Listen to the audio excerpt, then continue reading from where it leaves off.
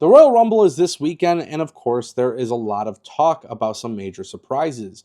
We're going to talk about those surprises. We're going to talk about some returns and some other things that are happening in professional wrestling. So, as always, make sure you guys click subscribe. But right now, I want to focus on the surprises. Triple H loves hyping up the shows, and if he doesn't hype up the shows, people will get mad at him. But if he does hype up the shows, people also get mad at him. So it's kind of an interesting situation when Triple H showed up on ESPN talking about some major surprises being planned for the Royal Rumble this weekend. Now, of course, I love the Royal Rumble because of the unique ability to surprise us. But at the same time, I have also been critical of WWE in years past where I feel as maybe the surprises were lackluster. And with WWE, you never know what's going to happen. And that's essentially what Triple H is saying. Triple H is hyping up some major reveals, and I'm excited to see what they do. But I can't be overly hyped up knowing that WWE and essentially every wrestling company tend to do this issue. Well, they make it an issue, I should say, when they tell us ahead of time, hey, we're going to have a big show. We're going to have major surprises. We have something very exciting in the works. I'm not a big fan of that because half the time I feel very underwhelmed after. Now, with the Royal Rumble this year, there are some major surprises being planned, and I do think WWE will knock some out. But the truth is, I don't know if WWE is truly going to get away with it. One of the biggest things about Royal Rumble surprises is, well, let's face it, I'm a content creator and things get leaked ahead of time. There's also a lot of reports that WWE feels pretty confident that they're able to hide the surprises because the show is in Saudi Arabia. So because they're chartering flights to Saudi Arabia, they feel like it's going to be a little bit easier to protect the surprises from being leaked. Now, with Triple H offering these surprises, I'm excited to see how outside of the box they think. But there is a major problem that never gets talked about, and I want to talk to you guys about it today. WWE kind of ruins the surprises when they tell you ahead of time who's in the match. For the most part, we know there's like 14 or 15 names already announced. And I do this every year. I have this problem every single year within the Royal Rumble. If they have a list of 15 talent already been announced, and the entrant number 27, 28, 29, and 30 have yet to be revealed, then I know by looking at the list of talent who have been confirmed for the match, I know if they haven't entered the Rumble, one of those spots remove the possibility of a surprise. And I have this happen every single year. So while I am very happy and thankful that Triple H is in fact planning surprises, at the same time too, I'm not going to let Triple H on mainstream media get me super overly excited. Now, it doesn't change the fact that I am excited about the Royal Rumble. I'm always excited about the Royal Rumble. And honestly, I'm probably always going to be excited about the Royal Rumble. But I think it's far more likely that we see surprises in the Women's Royal Rumble than we do in the Men's Royal Rumble. I also think the surprises are a great way to get people intrigued by the match. But I think WWE is also in a very, very tough pickle. WWE doing the pay-per-view in Saudi Arabia, they need to advertise talent ahead of time. And I know that a lot of people like myself don't like that. But at the same time too, I wish WWE would not announce anything at all. Don't tell us who's declared. Don't tell us who's in it. And definitely bring back wrestlers backstage drawing their number. I think that's the best way to do it. Now, WWE is also in a tough pickle because Triple H is a promoter. He's a creative executive. He's trying to get people intrigued by the product. So, of course, Triple H is going to be on media talking about things, and I think Triple H is in a spot where if he underdelivers, people will be underwhelmed and people will be critical. But if Triple H is front and center also promoting it and the show is great, people will also criticize Triple H for being front and center. At the end of the day, the Royal Rumble having major surprises is expected. I don't know what WWE is going to do. And I will have a prediction video at some point this week prior to the Royal Rumble.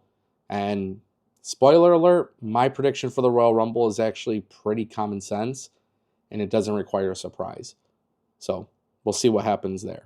But, of course, in the meantime, it is important to acknowledge the fact that the Royal Rumble very well could be a very big success or it could be another failure.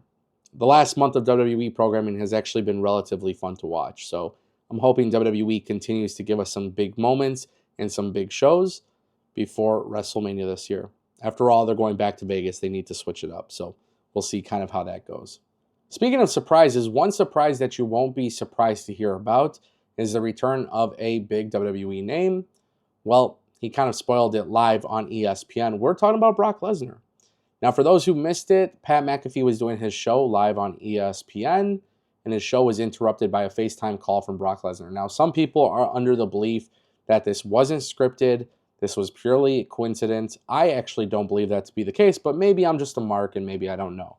But either way, I was very satisfied to see them doing something like this because, it's easy for people to go on WWE Raw or SmackDown and say, hey, I declare for the Royal Rumble. I think it's fun when you could get creative and doing other ways of announcing that you're going to be in the Royal Rumble. And that's exactly what we saw here with Brock Lesnar. He FaceTimed Pat McAfee and actually said that he's going to be in the Royal Rumble. And it kind of just came out of nowhere. And Pat McAfee admitted he hasn't talked to Brock Lesnar in months, so he was really shocked by the call. But obviously, Brock Lesnar is going to be in the Royal Rumble match. Now, of course, Brock Lesnar is a major WWE name. WWE executives are happy with Brock Lesnar being on TV. I think the wrestling fan base has kind of been okay with him being on TV at this point. I don't really see a negative reaction anymore regarding Brock being on TV.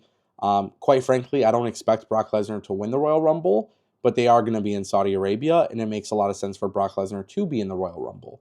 Also, Obafemi eliminating Brock Lesnar is a great way to set up a singles match for WrestleMania. So if that is the plan, if WWE wants Obafemi versus Brock at WrestleMania, this is your meal ticket to that. I think WWE could very well knock that out and do a great job of building it up. Also, it would be pretty iconic if you look at the Royal Rumble as a whole. You're going to have surprises. You're going to have your Brock Lesnar and Roman Reigns and Cody Rhodes. You're going to have your top stars. You're going to have your jobbers. You're going to have a plethora of talent here. You got to utilize everybody in a way to create stories that are going to get people excited for WrestleMania. And with WrestleMania probably doing 6 or 7 matches each night, Brock Lesnar is a major WWE name. Imagine how big it would be for Obafemi if he were to beat Brock Lesnar at WrestleMania. I mean, you are essentially passing the torch right there. And not only that, but you would actually be building him up in such a magnificent way. It's a game changer.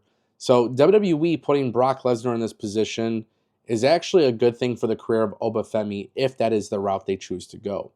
However, if that's not the route that they choose to go, I think a lot of people are going to be upset about Brock Lesnar being in the Royal Rumble. Quite frankly, it kind of sucks, and it goes back to what I was saying earlier about the surprises. There's a lot of people in the Rumble who obviously won't win. 29 people won't win. So when you waste a spot on talent who maybe aren't featured on TV enough, or they're not really a big deal to WWE programming, it's just like a filler. I think people kind of get upset about that. I know I do. I personally get upset about that. So I would like to see WWE get creative here with Brock Lesnar being in the match. I would like to see what WWE does moving forward. At the end of the day, you never really know. You don't know what to expect. And I understand why. But at the same time, too, I think if WWE puts Brock Lesnar in this match and they don't deliver a big start to a story, regardless of who it's with, I don't know. I really don't know. And that's really tough because there's also a new signing that's been revealed by WWE, and maybe even having him eliminate Brock Lesnar would be a monumental moment. So we should probably talk about that. We should talk about a new WWE signing that's been revealed. I'm expecting this debut to happen at the Royal Rumble. So if you guys are thinking about surprises, this is probably going to happen. But WWE has actually signed a wrestler from Saudi Arabia. His name is Fad Salih. But I believe his in-ring name is Fad Tuwaik. I could be mispronouncing that, so I do apologize in advance. But Turkey Al Sheikh announced the signing on social media. They had a video that went out. This guy does have the ability to speak English, which is great for the American audience, but he also has the ability to speak his native language, which is great for the global audience. But he's actually been to the WWE Performance Center. He's been revealed as a new signing in the WWE. WWE actually filed for a trademark for him in December. So I'm thinking this guy is potentially going to be in the Royal Rumble. Shockingly enough, in this video, they showed some footage of him being like a former like pro arm wrestler. The guy has like a very like he looks like a WWE superstar, in all honesty. A lot of people are comparing him to Razar from Authors of Pain. which I thought was interesting because they have a very similar build. But I personally like this, and I'm going to tell you guys why. And this probably isn't a shocker to you, but when it comes to new signings in WWE, this is a guy that probably would go to NXT, train in the Performance Center, and learn the WWE system, right? Obviously, being from Saudi Arabia, they will be in Saudi Arabia. Regardless of what his entrance music is, regardless of that, he will come out and will receive a massive pop. Now, this is somebody that we're all very unfamiliar with. And when I talk about the Royal Rumble creating moments or creating stories, you got to wonder if that is something that WWE could be doing here, especially with the possibility of an NXT talent being involved in the Royal Rumble. I'm under the assumption that he is going to be in the NXT brand. And if he's going to be in the NXT brand, I would like to think that WWE can have an NXT talent in the Royal Rumble who gets thrown out by him. And therefore, you could actually start that storyline on Tuesday nights. But nonetheless, this is cool. I think WWE introducing new talent, AEW introducing new talent, it's okay. I'm okay with new signings. You have a bloated roster, I'm still okay with it, but you have to find time for other people. And for WWE to have a new signing from Saudi Arabia, they're going to be in Saudi Arabia. You'll definitely get a big moment, maybe even two. And if he goes out there and he is really impressive, if he goes out there and gets a massive pop and has a really good elimination, dude, you are opening the doors for an opportunity to get over right away, which is incredibly difficult to do right away. Very few talent are able to debut and then get over incredibly fast. So I love the idea of this. And if he goes out there and it turns out that he's actually really good, it's a win-win situation. I like when new signings are revealed. I like when new signings are revealed in a creative way. And Turkey El Sheikh and WWE producing this video really is kind of nice. It gives like a little backstory to him. Again, we're all unfamiliar here. And WWE also recently did that with Elio LaFleur. And I think when you do that with talent and you give them a vignette and a video package and you announce the signing that way, dude, sometimes it just allows you to connect with the talent a little bit differently. So for me personally, I'm excited to see what actually comes of this. I can't wait to see what they deliver here. And for WWE, obviously they got their partnership with Saudi Arabia. I don't know many wrestlers that come from Saudi Arabia. I don't know what the wrestling scene looks like in Saudi Arabia.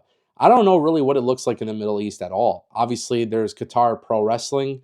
There's a couple different promotions here or there, but obviously wrestling is a global sport, and I've always been a big believer. Whether it's WWE, AEW, or TNA, it doesn't really matter. I've always kind of believed that you should be recruiting talent internationally. So I think it's a cool mixture. I look forward to obviously seeing what he can do. Nonetheless, if you guys want more pro wrestling news, make sure you guys click that subscribe button, and I'll keep you guys updated along the way. Thank you all for watching.